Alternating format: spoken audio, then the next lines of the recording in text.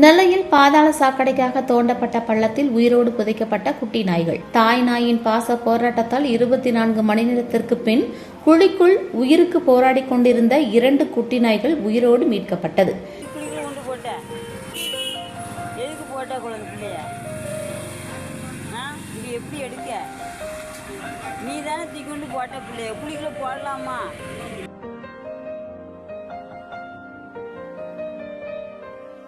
நெல்லை down சந்திமுக்கு Pillaiyar கோவில் அருகே பாதாள சாக்கடை அமைப்பதற்காக பள்ளம் தோண்டப்பட்டது.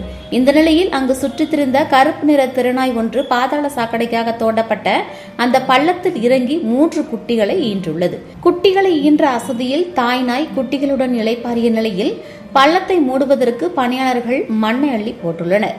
இதை கவனித்த தாய் நாய் சட்டென சுதாரித்து முதலில் ஒரு குட்டியை தூக்கி கொண்டு வெளியே பத்திரமாக வைத்துவிட்டு மீதமுள்ள 2 குட்டிகளை மீட்க சென்றபோது குட்டிகள் உள்ளே இருப்பது தெரியாமல் பணியாளர்கள் பள்ளத்தை மண் போட்டு மூடினர். உயிரோடு தனது 2 குட்டிகளும் மண்ணுக்குள் புதைந்ததை கண்டு தெருநாய் பரிதவித்தது. இதனை அறிந்த குணசீலி என்ற பெண் இது தொடர்பாக வீடியோ எடுத்து குட்டி நாய்களை காப்பாற்றும்படி சமூக வலைதளங்களில் வெளியிட்டார். இதனையடுத்து விலங்குகள் ஆர்வலர் தாரிக் ராஜா மற்றும் பொதுமக்கள் காலையில் மூடப்பட்ட அந்த பள்ளத்தை தோண்டி பார்த்தபோது பள்ளத்திற்குள் பதித்து வைக்கப்பட்டிருந்த குழாயில் 2 நாய்க்குட்டிகளும் உயிருக்கு போராடி கொண்டிருந்தது.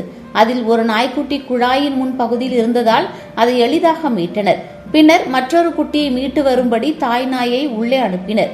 குட்டி பசியில் இருக்கும் என்பதால் உடனடியாக தாய் நாய் பால் கொடுத்தது. பின்னர் குட்டியை மீண்டும் பார்த்த மகிழ்ச்சியில் அதனை தாய் நாய் ஆறத் தழுவியது.